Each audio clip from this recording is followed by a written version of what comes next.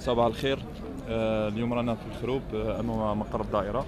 كما راكم تشوفوا راهم ناس قافلين الطريق احتجاج على السكن الاجتماعي.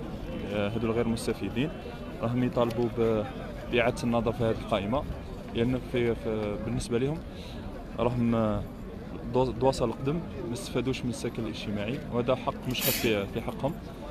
الناس يطالب باش تقابل الوالي قفلوا الطريق. حنا والله نتمناو انه الطريق تكون ما تقفلتش، لانه يفوت المريض يفوت الاخر الطريق يعني نورمالمون يعني والله يعني من الناس على بالنا بها راهي مكويه، بصح من المفروض التعقل والمطالبه بالحق بسلميه، ما كان له التهور، لانه هذا مش في صالح الجميع. يعني بالطريقه هذه والله يعني نتمناو انه يكون غير الخير. معنا احد المواطنين اللي راهو يحتج ويقول باللي راهو الملف تاعو قديم وراهو ما استفادش ويسكن بحي 238. معنا الاخ عزيز كما راك تشوف. عزيز تفضل قول لي واش هو المشكل تاعك. المشكل تاعي هو طلب السكن، علاه ما مدوليش، خلوني من 1999 وانا نستنى ليومنا هذا. تاعك في 99 نعت لي واش نعت الواحد شوف تاعك هذا وصل الايداع 475. هاي واش من ماي؟ ايه ماي. وعلاه ما خرجتلكش خرجت لك اللجنه؟ في 2016 2017 من ثم قال لي الملف تاعك راهو مليح سيبو، قابلنا خطره قدام خطره وحنا نقابلوا في شاف دايره. كل مره دير طعن؟ كل مره ندير الطعن. قال لك الملف تاعك راهو مليح. وش يدرك المطالب تاع المطالب تاعي علاه ما عطاونيش الوقت هذا، خلوني ما قالوا لي ما عطاوني الدوسي تاعي، قالوا لي روح بيني وبينك ربي.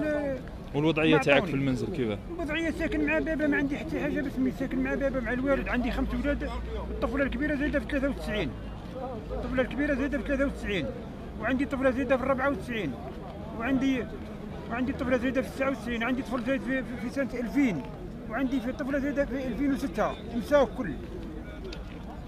ربي يجيب الخير. وانت واش تتمنى يعني من نتمنى يدرسوا لي الملف تاعي، يقولوا لي يعطوني الملف تاعي، روح شوف روح دير قربي، ولا روح شوف ربي يسهل عليك ولا ذاك، والله يمدوا لي سكنه، انا ماني تاع فوضى، ماني حتى حاجه.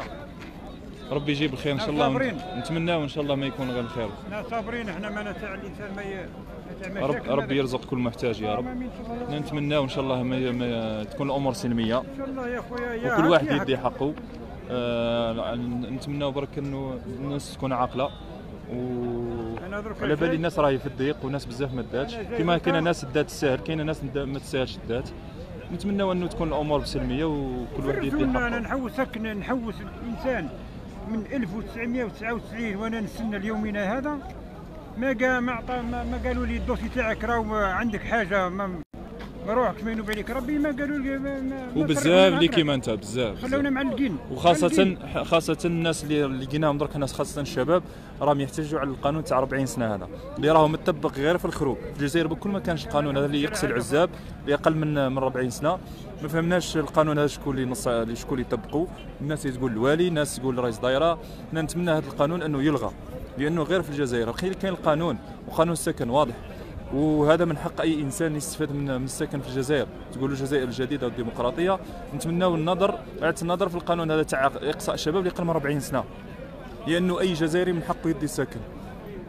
وكما راهم الاخوه هنا في لي كومونتير راهم يهضروا صح غلق الطريق، يعني والله غير يعني انا ضد الطريقه هذه تاع غلق الطريق، لانه قادر بواحد هنا مريض، واحد ما على باليش انا مراه راحت تزيد مراه، راه يعني والله راهي غلطه تنقفلوا الطريق يا جماعه. مش هكا نطالبوا بحقنا. نتمنى التعقل، ونتمنى انه كاينه ناس تدخل في وسط هذه التجمعات غير باش تخلط. نطلب من الناس العقال انهم ما يتبعوهمش باه ما تصعدش الامور وما تفلتش من الامور من بين يديهم. نتمناو برك الامور تتحل بطريقه سلميه.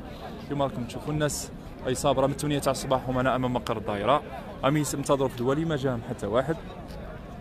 نتمنى برك ان الامور تسير للاحسن وربي يجيب الخير ان شاء الله.